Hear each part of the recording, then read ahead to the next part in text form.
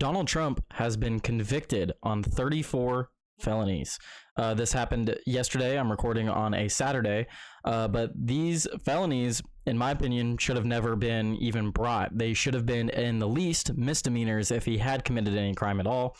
But we have this from Forbes. They give it a little bit of a breakdown. They're a little bit more left-leaning, so it's from like a left-leaning bias.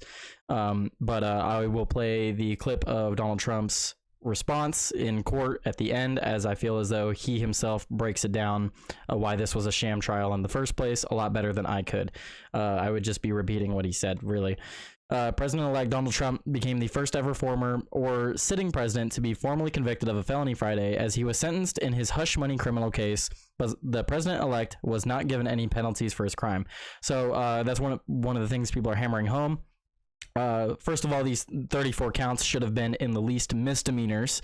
They were elevated to felonies because they claim he was concealing business records or something to that effect in an attempt to commit other crimes, which is utterly ridiculous. What this really looks like is an accountant of his misfiled some paperwork, and they argue that the stuff he put down as legal fees weren't actually legal fees. It was to pay off Stormy Daniels, but it was legal fees. He never told his lawyer to pay off Stormy Daniels. His lawyer testified that himself. He paid off Stormy Daniels because he thought that's what Trump wanted him to do, and then he billed Trump for it.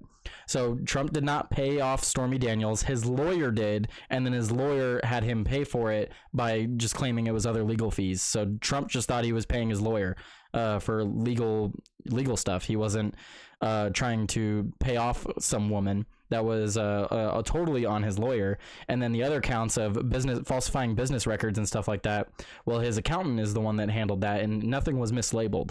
So this should never have been a felony. This should have been misdemeanors in the least.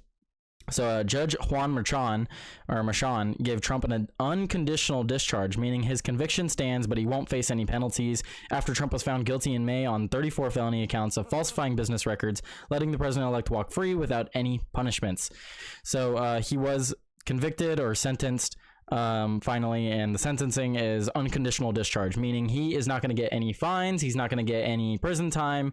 Nothing. He's going to get nothing. So he's convicted of 34 felonies, and that's it. Nothing happened. Who can commit 34 felonies and have nothing happen to them? As far as I'm aware, I thought no one was above the law. But evidently, they say that because he won the presidency and he's about to be sworn in, they didn't want to put him in prison, which is a stupid argument, because if he actually committed some crimes that rose to the level of felony, you should put him in prison. That's how that should go. The sentence falls far short of the maximum penalties that Trump could have faced, as each of his 34 counts was punishable by up to 4 years in prison and or a maximum $5,000 fine. So that's another point against the argument that, oh, he's about to become president, we don't want to put him in prison, because 34 counts, 34 times 4, what is that? That's like just quick math here is like 136. So 136 years is what they could have put him in for. But let's say that they didn't want to do that because he's about to be president. Okay, sure, whatever. Why didn't you fine him? $5,000 per offense. I'm not going to do the math on that right now, but that's like $150,000. So you can charge a wealthy guy $150,000 just so he has some punishment? No, of course not, because the whole thing was a sham from the start. This never should have happened to Trump. You can say he's a convicted felon all you want, but when you break down what he was actually charged with, they should have been misdemeanors, and he really didn't even do anything wrong. So it's just absolutely ridiculous. Trump attended the sentencing virtually and continued to deny any wrongdoing in a statement he read during the proceedings, saying the prosecution against him has been a very terrible experience and a setback for the New York's judicial system, claiming he's totally innocent and did nothing wrong. I agree with Trump. He didn't really do anything wrong. There was no victim in this case that came forward like, oh yeah, he falsified business records and it stole money from me. Like, no one came, no one said that. All the people he did business with in relation to this said they'd be more than happy to do business with Trump again. So it's like there's no victim. He didn't do anything wrong. The only people that did anything wrong would have been his lawyer, who's facing his own criminal charges. And his lawyer outright said, Trump did not tell me to pay this woman. I thought he would want me to. So he just assumed what Trump would have wanted. He never actually talked to him about it till way later. The judge explained his decision for the lenient sentence on Friday, saying an unconditional discharge is the only lawful sentence that would not encroach upon the highest office of the land. That's not true at all. Like I said, he could have given him fines. He could have been up to 4 years in prison per charge, or a $5,000 fine. So giving him a $5,000 fine per charge, or however much, like any fine at all, that does not encroach on the highest office of the land. And the reason he didn't give him any fines was because it was a sham from the start. He didn't want to give him any actual punishment. They just want to give him that title of convicted felon. That was the punishment. The process was the punishment. He never was going to get, well, if he didn't win the presidency, they might have put him in prison. But now that he is going to be president, they didn't want to go near it. But let's see. So upon the highest office of the land, though he made clear his decision is because of Trump's position and not him personally, specifying the protections shielding Trump from legal liability are afforded to the office of the president of the United States and not the occupant of that office. So he outright says because he's president, he's not going to sentence him to anything serious, which is utterly stupid. If a president committed a state level crime, he cannot pardon himself of that crime. So it's not like Trump's going to get into office and pardon himself. A lot of people are like, oh, he's just going to pardon himself once he gets in. Presidents can only pardon federal charges. This was not federal, this was state charges. So he couldn't pardon himself, and the state has jurisdiction over what happens in their state. So they can decide if he actually committed a crime to charge him and convict him and whatever else and sentence him.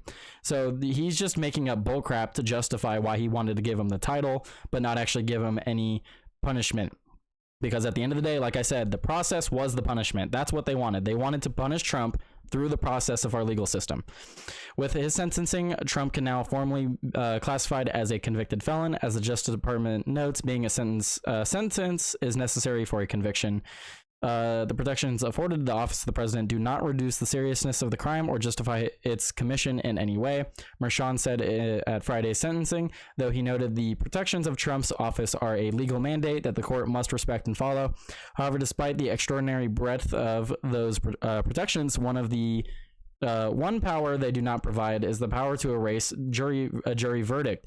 The judge went on to suggest that Trump would likely have faced a harsher punishment had he not been elected, saying Donald Trump, the ordinary citizen, Donald Trump, the criminal defendant, would not be entitled to such considerable protections. So he's outright saying that he's basically dropping the case and just leaving him with the title of convicted felon because he won the presidency. Had he not won the presidency, had we been in a world where Kamala Harris is cackling away at the inauguration, we would see Donald Trump behind bars right now. That is exactly what they would have done. That's exactly what they wanted, but they couldn't get it because he's going to be president, so they settled with being able to call him convicted felon. So now you're going to hear that for the next 4 years. Oh, convicted felon, first convicted felon president. It's going to be incredibly annoying. Because if you look at the case, he literally didn't do anything wrong. There's no victim. There was no victim in this case. Trump responded to his sentencing on Truth Social Friday, railing against the charges against him and claiming the unconditional discharge proves there is no case, there was never a case, and this whole scam fully deserves to be dismissed. I completely agree. I mean, who commits 34 felonies, president or not, because he's not even in office yet. He's going to be on the 20th, so we're about 9 days from that. You couldn't put him in prison. You couldn't fine him. You couldn't do anything. Like, you're just going to be like, oh no, 34 charges. Yeah, that's a lot. He could face over a lifetime in prison, but we're just going to, let him walk. It doesn't make any sense, unless the only thing that does make sense is that it was a sham from the start. Today's event was a despicable charade, and now that it is over, we will appeal this hoax, which has no merit, and restore the trust of Americans in our once great system of justice.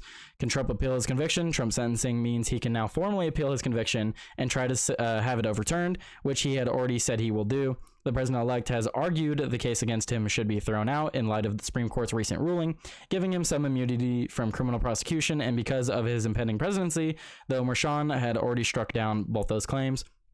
which isn't a great argument to make. He should just argue on the merits of the case itself. He shouldn't be arguing because of his position that he should be barred from being convicted. He should argue on the merits of the actual case, because that's good enough. The arguments in the case are good enough. He doesn't have to make a claim about his presidency. New York law states an unconditional discharge can be imposed when the court is of the opinion that no proper purpose would be served by imposing any condition upon the defendant's release, and means the defendant is released without imprisonment, fine, or probation supervision. So literally nothing is going to happen from this. He's now a convicted felon, which is going to make traveling a little bit difficult. Can Trump pardon himself? No, he can't, because you can't pardon state charges. Convicted felons face a number of restrictions, and Trump will not be able to do things like own a firearm or hold state public office. He will not be barred from voting, as Florida, where Trump now resides, defers on that to the state law where the felon was convicted, and New York allows felons to vote as long as they're not incarcerated. Most notably for the president-elect, felons face a number of international travel restrictions, as more than a dozen countries, including Canada, Australia, the United Kingdom, and China, bar convicted felons from entering. That could mean Trump will have to get special permission to travel there as president. As CBS News notes, President George W. Bush previously had to get a waiver to travel to Canada as president because he previously pleaded guilty to a drunk driving misdemeanor. Trump's restrictions could be cleared in 3 years when Trump becomes eligible to apply for a certificate of good conduct from the New York State that would waive his legal restrictions. I highly doubt they would waive that. So he's definitely going to need to appeal. So I'm going to go ahead and just skip that. So yeah, no, absolutely just sham of a trial. He's not getting, there's no punishment. There's no punishment. The process was the punishment. And that's basically all I have to add here. I did want to highlight this tweet from Phil Labonte from All That Remains, the band All That Remains. Remember, the statute of limitations was extended so he could be charged, and the 34 charges are misdemeanors because there is no underlying crime to elevate them to felonies. Anyone that asserts this is a legitimate conviction is not a serious person and should be treated as such. And this is him responding to the Lincoln Project, who tweeted the election doesn't erase his conviction, which I agree with Phil Labonte here. The 34 charges were misdemeanors, and there was no underlying crime to elevate them. That is true, though they claim it in the court proceedings. There's no underlying crime that was going to be convicted by these falsifying business records, which Trump is continuing to claim that they weren't falsified, and he wasn't even the one that falsified them if they were. So I'm going to go ahead and play this clip from Donald Trump. 6 minutes clip. I'll probably pause here and there to give commentary over it, but here we go. This has been a very terrible experience. I think it's been a tremendous setback for New York and the New York court system. This is a case that Alvin Bragg did not want to bring.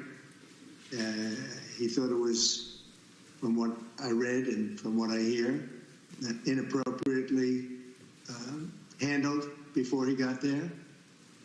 A gentleman from a law firm came in and acted as a district attorney, and that gentleman, what I heard, was the way they portray Trump in these like court artwork is really weird. It does not look like him.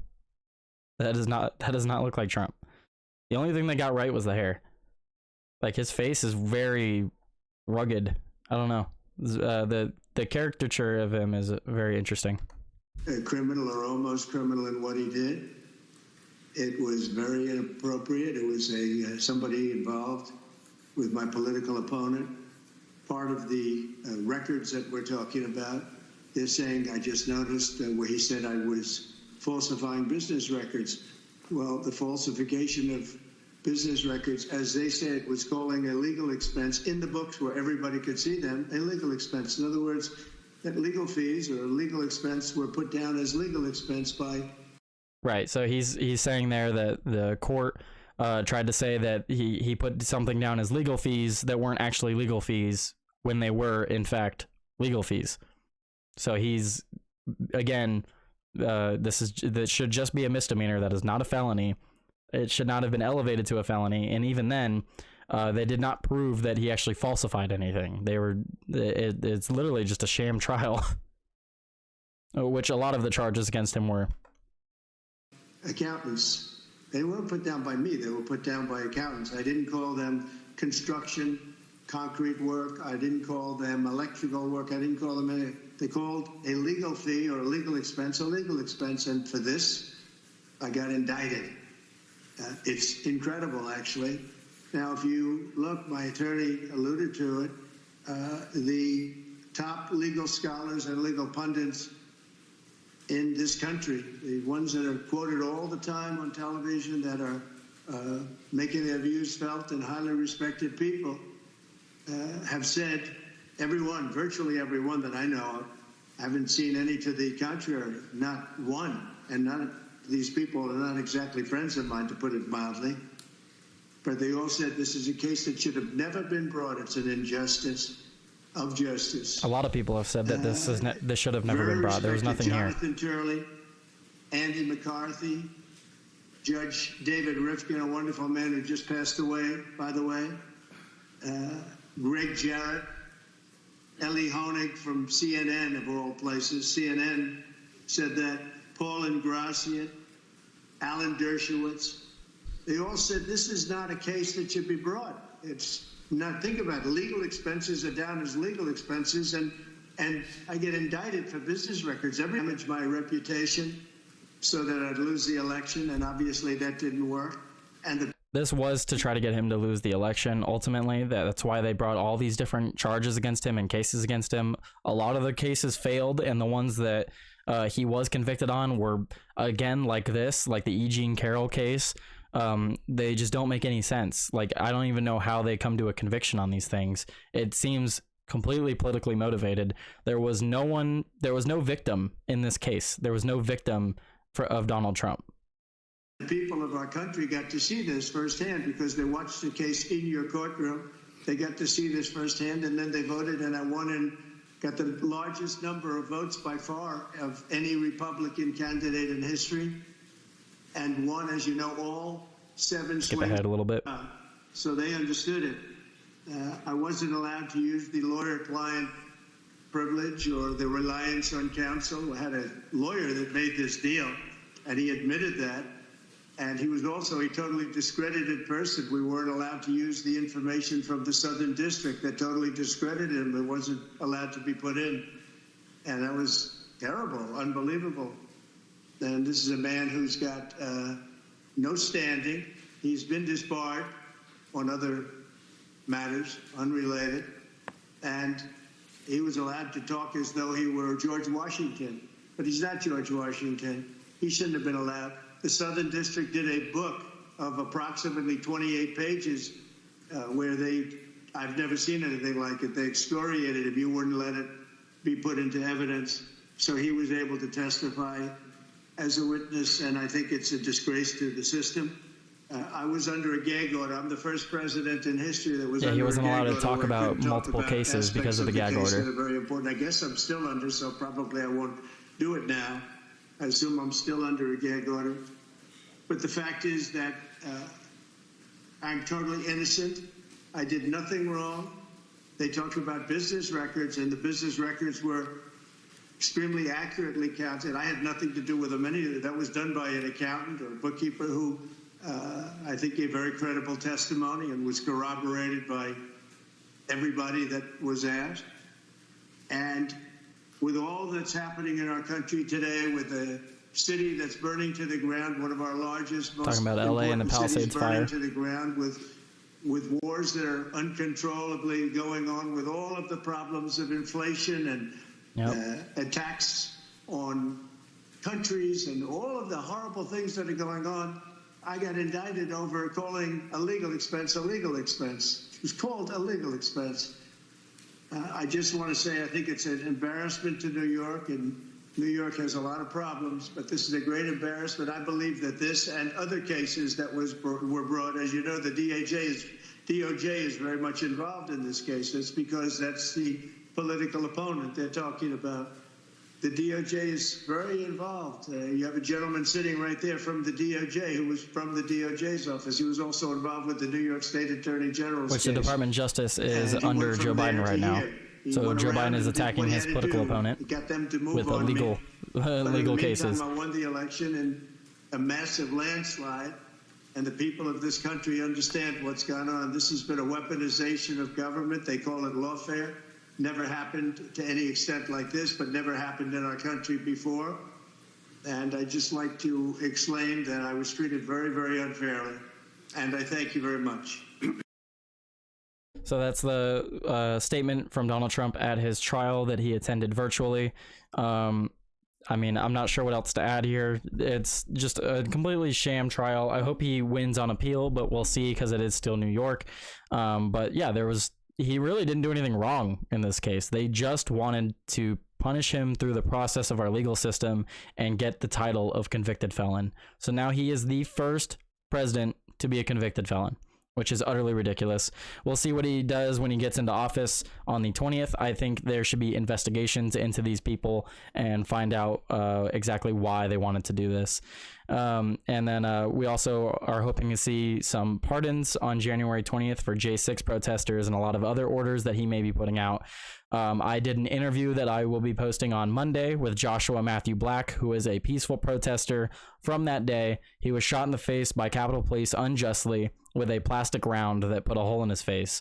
So be sure to subscribe and tune in on Monday for that interview. Besides that, subscribe to the channel because I post videos like this, daily news content every day except for Sundays and holidays. Unless there's some major breaking news, then of course I'll try to get that out to you guys. But please do check in on Monday for that interview. It is the first ever interview that I have ever conducted, and it went incredibly well. We had a great 2-hour-long discussion, and I really think his story should be shared more than it has been. Thank you guys for tuning in today, and be sure to check in Monday. Thank you.